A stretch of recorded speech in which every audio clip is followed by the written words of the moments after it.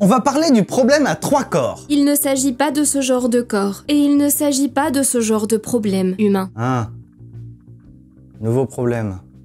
J'ai 3 corps. Tu comptes être de plus en plus con au fil du temps, ou tu vas t'arrêter à un moment?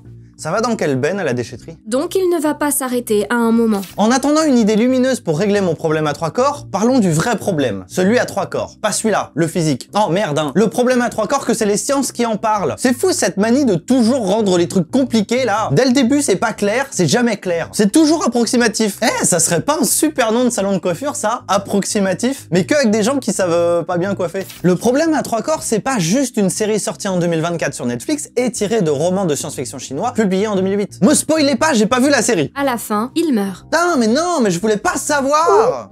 Le problème à 3 corps, c'est comment qu'on fait pour trouver une équation qui explique globalement les mouvements de 3 corps qui interagissent gravitationnellement les uns par rapport aux autres. Et j'ai même pas bafouillé. Tu veux une médaille? Le problème à 3 corps, en fait, on l'appelle plus globalement le problème à n corps. N pour, mettez le chiffre que vous voulez du moment que c'est plus que 2. C'est un truc de mécanique céleste pour comprendre et anticiper les mouvements des astres. Ça peut être des étoiles, des trous noirs, une étoile avec une planète et une lune, bref, du moment qu'il y a une interaction gravitationnelle entre eux. Imaginez que 3 étoiles interagissent gravitationnellement les unes par rapport aux autres. C'est pas simple à se représenter parce que leurs mouvements vont dépendre de leur position de départ, de leur vitesse et de leur masse. Du coup, on va commencer par imaginer qu'il y en a que 2. Ça sera plus simple. Un système binaire, c'est 2 corps. Et un des corps orbite autour de l'autre. Des systèmes binaires, il y en a plein notre univers. Genre 0, 1... Alors en exemple de système binaire, on a Sirius. La naine blanche Sirius B orbite autour de l'étoile blanche Sirius A. Et dès comme ça, bah il y en a plein, je viens de le dire. Imaginez maintenant que nous ayons un système à 3 étoiles. Bah c'est tout de suite un poil plus chiant. En fonction de la position initiale des étoiles, de leur masse et de leur vitesse, et bah il est peu probable d'avoir un système stable. On se retrouve généralement avec des mouvements complètement chaotiques. Et à long terme, on a parfois une étoile qui se fait éjecter du système. Ce bazar, c'est ce qu'on appelle le chaos déterministe. Le chaos déterministe, c'est ce qui rend un système imprévisible. Les conditions initiales des étoiles, la vitesse, la masse, la position, devraient permettre de prédire l'évolution d'un système sur le long terme, qu'il soit binaire ou à 3 corps, ou plus si affinité. Mais dans un système à 3 corps, 2 conditions initiales très proches peuvent évoluer de façon très différente sur le long terme, donc ça ne marche pas. Ça veut dire en langage courant que grâce à des lois très claires comme la loi de la gravitation universelle de Newton, et à des configurations précises, on devrait pouvoir prédire le mouvement d'un système sur du long terme. Mais avec 3 étoiles,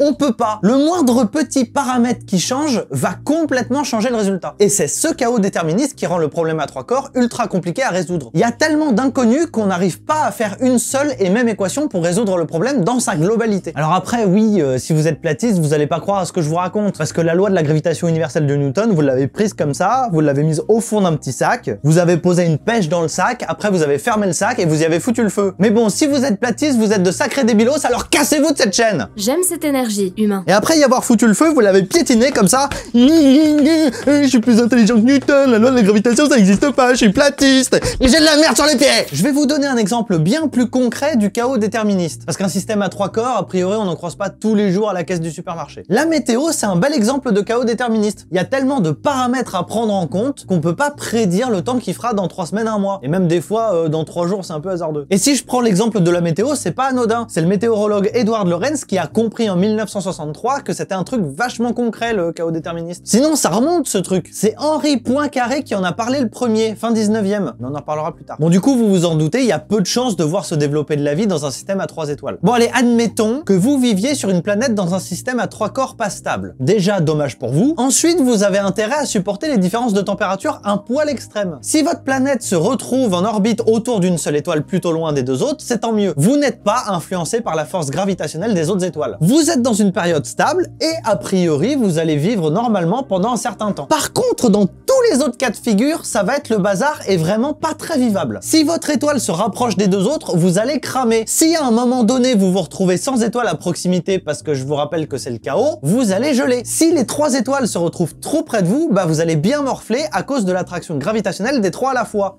en plus de cramer. Mais bon, ça c'est de la science-fiction et c'est hyper vulgarisé. Mais vous voyez l'idée. Néanmoins, il existe des systèmes à 3 corps stables. Quelques chercheurs ont trouvé des configurations. Par exemple, un système en 8. C'est quand les 3 corps ont la même masse, vont à la même vitesse, ont la même influence les uns sur les autres et que leur trajectoire forme un 8. Ce 8, c'est Alain Chancinet et Richard Montgomery qui l'ont théorisé. Alors, ils ont jamais vu un vrai système qui se comporte comme ça dans l'univers. En fait, ils ont fait des calculs et ils ont constaté que si ça existait, ça serait stable. Une autre configuration stable peut être mentionnée, celle où 2 astres orbitent autour du premier.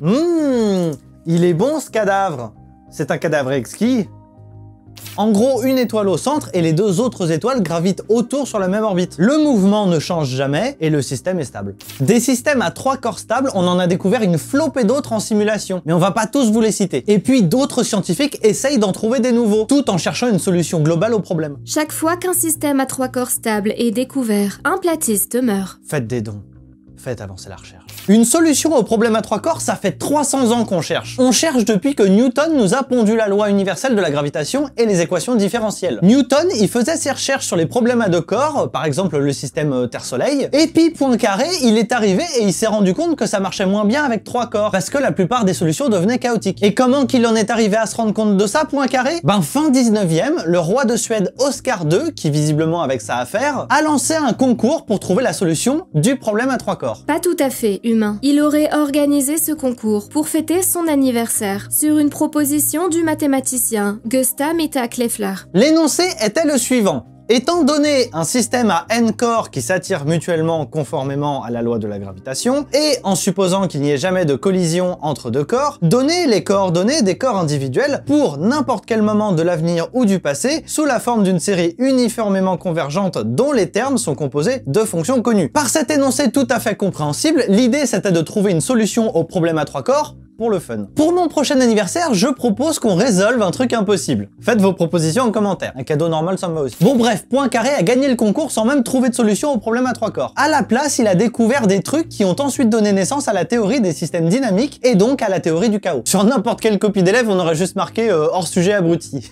J'aurais peut-être dû questionner la toxicité de mes profs de l'époque, moi. On n'a toujours pas de solution globale au problème à 3 corps, mais on a des ordinateurs qui font des statistiques sur comment peut probablement évoluer un système à 3 corps. Mais toujours pas d'équation globale. Et est-ce qu'on s'en foutrait pas un peu, au fond, du système à 3 corps, de sa résolution, tout ça? Le roi de Suède, il est cané. Fini les anniversaires remplis de fun, hein. Laisse donc les chercheurs chercher, ça les occupe. Oui, mais peut-être qu'on pourrait demander aux trouveurs de trouver aussi. En vrai, ça rend l'humanité plus intelligente de trouver des réponses à ce genre de trucs tordus. Imaginez qu'on veuille envoyer une fusée avec des humains à l'intérieur, mais genre hyper loin. Admettons qu'on ait trouvé une solution pour cryogéniser des humains et les faire voyager de façon sereine pendant des milliers d'années pour aller vers un point précis de l'univers. Une nouvelle planète habitable, par exemple. Et grâce à une résolution du problème à 3 corps, enfin, du problème à n corps, on peut anticiper la position des astres dans l'univers au moment où on prévoit que la fusée passe. Si on arrive à prendre en compte tous les paramètres, toutes les configurations pour anticiper tous les mouvements des astres qu'on va croiser, ça permet de trouver la bonne fenêtre de tir, la bonne direction et la bonne vitesse pour éviter d'entrer en collision avec un truc au beau milieu de la route qu'on n'avait pas vu venir. Parce que je vous rappelle que tout bouge dans l'univers. Allô Houston, nous arrivons presque à destination. La planète GTI 678 Carbone Jean Talus est quasiment visible. Alors par contre, il y a une autre planète qui est en train de bifurquer vers nous et vous ne nous l'aviez pas dit. J'ai bien peur que l'on soit en retard pour le dîner. Toutes ces recherches ont également permis à des scientifiques de se rendre compte que notre système solaire ne serait peut-être pas si stable que ça finalement. Il se peut qu'à long terme, une planète interne se fasse la malle ou que Mercure se retrouve sa grosse face dans le Soleil parce que son orbite change très légèrement au fil du temps.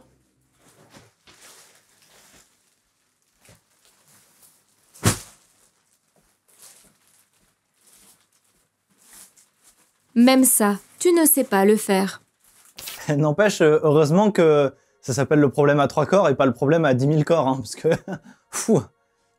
Merci si vous voulez bien vous abonner.